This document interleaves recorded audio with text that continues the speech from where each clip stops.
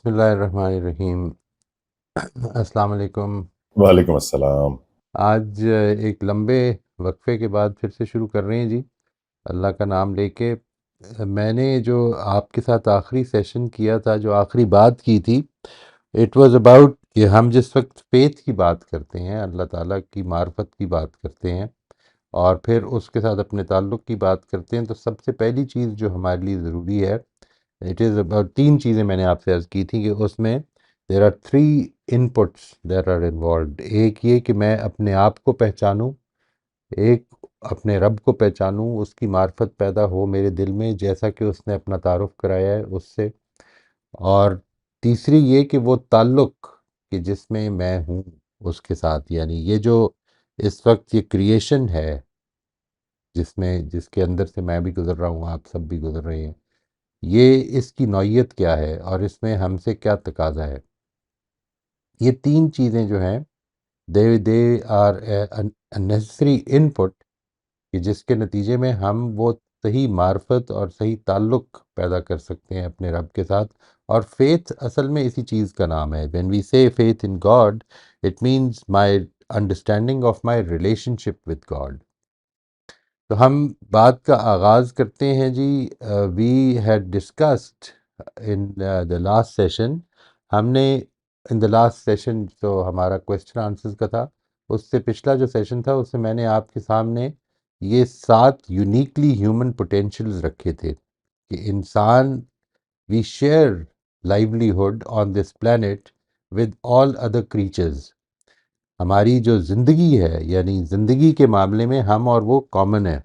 हम भी इस कायनात के अंदर मौजूद जो सरो सामान है उसकी बेसिस पर ज़िंदा हैं और वो भी ज़िंदा हैं।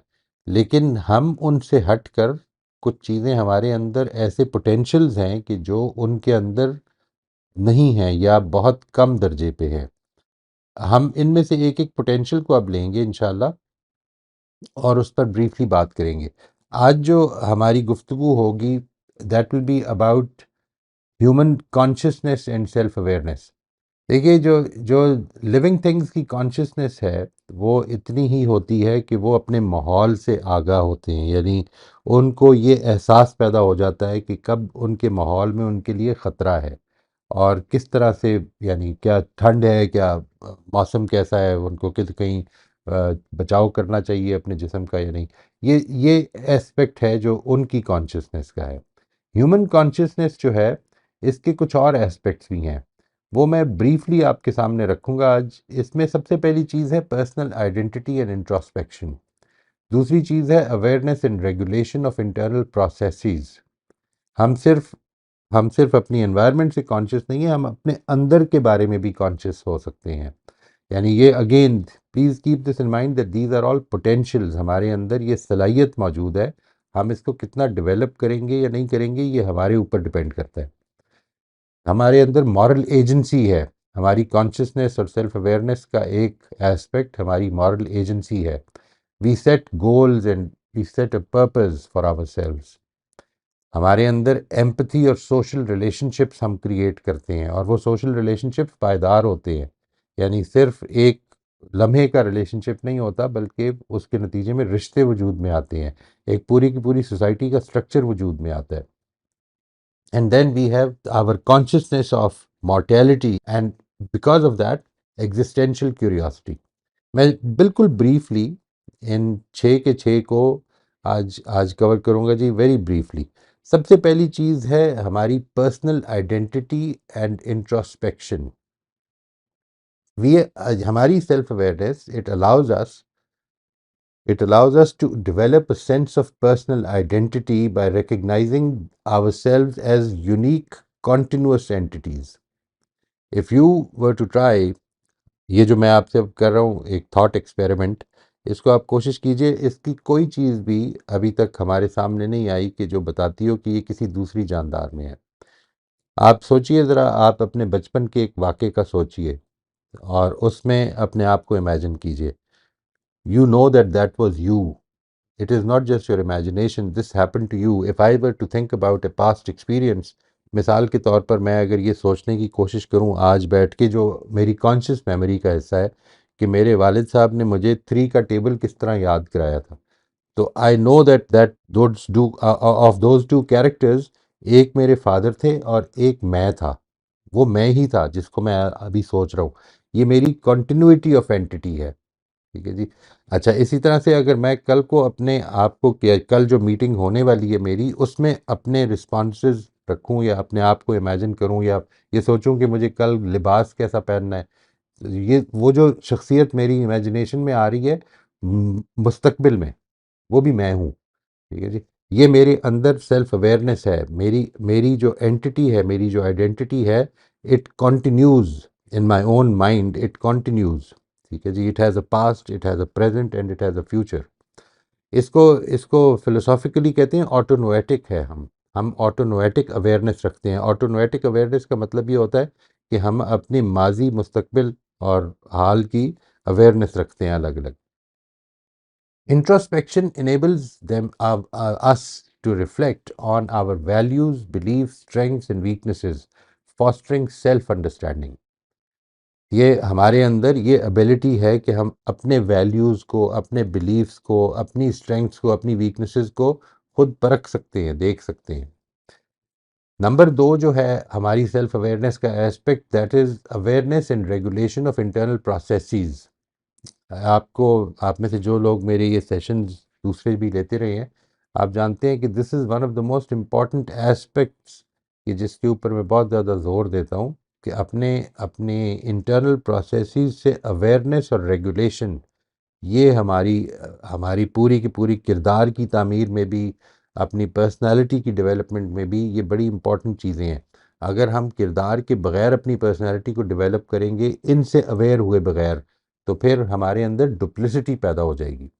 Self awareness involves recognising, understanding and regulating. हमने रिकग्नाइज भी किया, अंडरस्टैंड भी किया और रेगुलेट भी कर सकते हैं हम the intricate workings of one's inner world. हमारे अंदर जो कुछ हो रहा है, हमारी सोच, हमारी जज्बात, हमारे मुहर्रकात, मोटिव्स, हमारी नीयत, हम क्यों एक काम कर रहे हैं। ठीक है जी। हमारी ड्राइव्स एंड मेंटल पैटर्न्स, ये सारी चीज़ें जो हैं, इनसे हम इनको रिकग्नाइज भी कर सकते हैं, इनको अंडरस्टैंड भी कर सकते हैं और इनको रेगुलेट भी कर सकते हैं। It requires some practice and introspection, जिसकी हमने पीछे बात की है, लेकिन ये पॉसिबल है। It also includes consciously regulating these processes to maintain balance, make thoughtful decisions, act intentionally aligned with our principles and values. हम ये, हमारे अंदर अवेयरनेस है। ये this is what Victor Frankl ने इस चीज़ को कहा है, ये नोएटिक पर्सनालिटी हमारी, ये नोएटिक डायमेंशन है। नोएटिक डायमेंशन यानी इसको वो कहते हैं स्पिरिचुअल डायमेंशन है हमारी। हम अगर रुक कर ये सोचना चाहें तो ये सोच सकते हैं। तीसरी चीज़ इसमें ये है मॉरल एजेंसी जिसे कहते हैं। हमारे humans use self awareness to evaluate their actions in light of ethical principles. क्या जो मैंने किया वो ठीक था, मैंने क्या ठीक रिस्पॉन्ड किया इस सिचुएशन को, making them accountable for their decisions.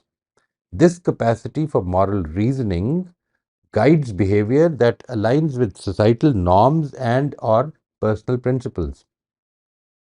हमारी मॉरल एजेंसी है ये। हम अपनी अपने जो एक्शंस हैं उनको ओन कर सकते हैं, मॉरली मॉरली उनके ऊपर गौर कर सकते हैं।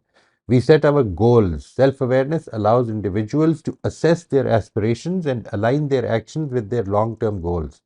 उनके जो लॉन्ग टर्म गोल्स हैं, हम उनके मुताबिक अपने एक्शंस को रख सकते हैं। इस वक्त मुझे एक ख़ास कैफियत में गुस्सा चढ़ा हुआ है, लेकिन मेरा गोल ये है अपने अपनी औलाद की शख्सियत की तामीर में, कि मैं अपने ऊपर उनको एक पीस पीस लविंग अच्छा इंसान बनाऊं। उनको मैं चाहता हूं कि वो बहुत लाउड ना हो। तो वो उस गोल को सामने रखते हुए मैं अपने इस वक्त के एक्शंस को रेगुलेट कर सकता हूं। This reflective process provides direction and meaning in life. Number 5 is empathy and social relations. हमारी सेल्फ अवेयरनेस जो है, it fosters empathy by helping us understand our own emotions and perspectives. हम अपने अपने आप को समझ सकते हैं कि हम ये क्यों कर रहे हैं, हम ऐसा कैसे कर रहे हैं, हमसे ऐसा क्यों हो गया। which in turn enhances our ability to relate to and connect with others. इसमें दो चीज़ें हैं, हमारी जो एम्पथी, जो जिससे हमारी एम्पथी पैदा होती है, इसमें दो एस्पेक्ट्स हैं। एक वो हमारा बायोलॉजिकल एस्पेक्ट भी है जी। वो बायोलॉजिकल एस्पेक्ट ये है कि हम सब के अंदर मिरर न्यूरॉन्स होते हैं। यानी मिरर न्यूरॉन्स ये होते हैं कि जब आप किसी शख्स को एक ख़ास कैफियत में देखते हैं तो आप you can feel for that person, ये आपके अंदर मौजूद है। ये दिस वाज सेरेंडिपिटस डिस्कवरी। एक रिसर्च हो रही थी जिसमें ये अचानक डिस्कवर किया एक सोशल साइंटिस्ट ने कि हमारे अंदर there is something called mirror neurons. हम दूसरे की, इसी वजह से आप देखेंगे कई दफ़ा आप मूवीज़ देखते हुए you get overwhelmed by the feelings of the character जिसके साथ आप एसोसिएट कर रहे होते हैं।